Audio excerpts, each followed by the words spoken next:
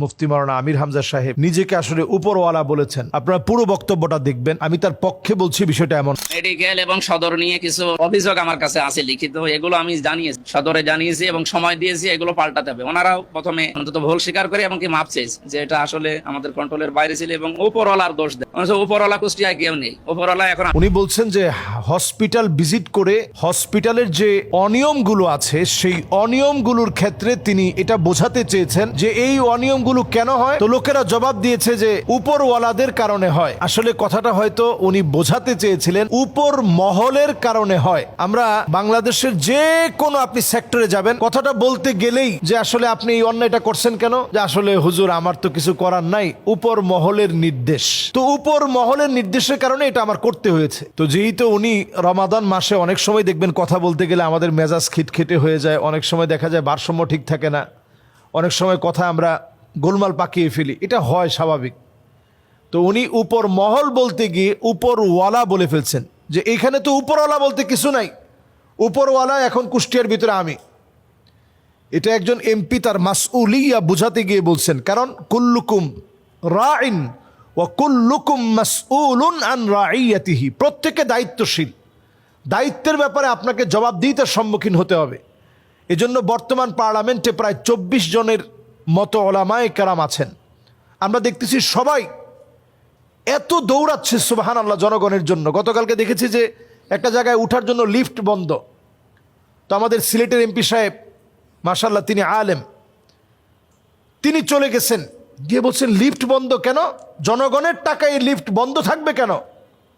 আমরা দেখেছি মাওলানা হানজালা সাহেব, তিনি দৌড়িয়ে দৌড়িয়ে মানুষের পাশে দাঁড়িয়ে দাঁড়িয়ে কাজ করছে। এরপরে বরগুনার আরও একজন আলেম আছেন আলহামদুলিল্লাহ, তিনিও আমরা দেখলাম মানুষের পাশে দৌড়ায় দৌড়ায় কাজ করছে। তো আলেমরা যেখানে আছেন এখানে কল্যাণ আসার জন্য আমরা প্রত্যাশী। আমরা দেখেছি রংপুরের মিঠাপুকুরের আমাদের মাওলানা নুরুল ইসলাম সাহেব, আমরা নুরুল আমিন সাহেব, মাওলানা নুরুল আমিন সাহেব, তিনিও মানুষকে সেদিন খুতবার মধ্যে স্পষ্ট বলেছেন যে যদি আমাকে ফোনে না পান, আমার বাসায় গিয়ে যদি আমার দায়িত্বের কারণে আমাকে না পান, মাওলানা নুরুল আমিন সাহেব যে কথাটা বলছেন জুমার মধ্যে, ওইটা আমি কোট করছি, বাসায় গিয়েও যদি না পান তাহলে আমাকে যেখানে পাবেন আমাকে ধরে ফেলবেন, হাত দিয়ে ধরে আমারে সোজা করে দিবেন যে আপনারা পাই না কেন। তো একজন এমপির বক্তব্য যদি এমন হয় যে হাত দিয়ে আমাকে সোজা করে দিবেন, তো এরকম এমপি তো আমাদের প্রয়োজন, যারা জনগণের জন্য খাটবে, জনগণের জন্য কাজ করবে, যাদেরকে পাবো বলে আমরা ভোট দিয়েছি।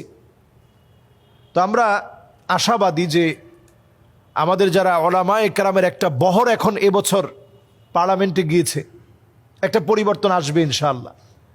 এই পরিবর্তন আসার ক্ষেত্রে মিডিয়া যেহেতু আলেম ওলামাদেরকে অনেক সময় নেগেটিভভাবে উপস্থাপন করার চেষ্টা চালাবে, নেগেটিভ প্রচারণা চালানোর ক্ষেত্রে এই ছোট ছোট কথাগুলো কিন্তু বড় করে হাইলাইটস করবে।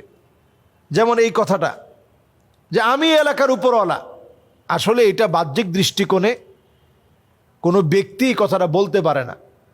কেউ যদি বলে যে আমি উপরওয়ালা, উদ্দেশ্য যদি এটা হয় যে আল্লাহর ক্ষমতার সাথে তার ক্ষমতা বোঝানো, তাহলে এটা শিরক হবে। আমি নিশ্চিত একজন আলেম ন্যূনতম সেন্স থেকে এই কথাটা বলতে পারে না যে আমি উপরওয়ালা। উদ্দেশ্য হচ্ছে এই যে আসলে উপর মহলের চাপে আপনারা কোনো কাজ করবেন না। আমি এই এলাকার সবচেয়ে উপর মহলের লোক, আমি এখানের এমপি, সুতরাং আমি যেটা বলবো সেইভাবে আপনারা কাজ করার চেষ্টা করবেন। তো এই কথাটা নিয়ে আমরা সবসময় পেঁচানোর চেষ্টা করব না। আলেম ওলামাদের একটা সুন্দর দিন আসুক, এটা আমরা চাই।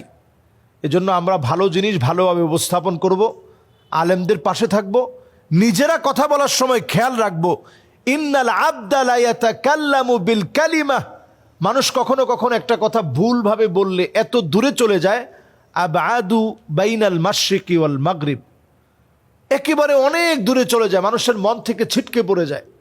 এজন্য আমরা কথা বলার ক্ষেত্রে সজাগ হয়ে কথা বলবো, আর আমরা সজাগ সচেতন থাকব কোনো কথা যেন ভুলভাবে প্রচার করতে কেউ না পারে। আল্লাহ যেন তৌফিক দান করেন। আসসালামু আলাইকুম ওয়া রাহমাতুল্লাহ।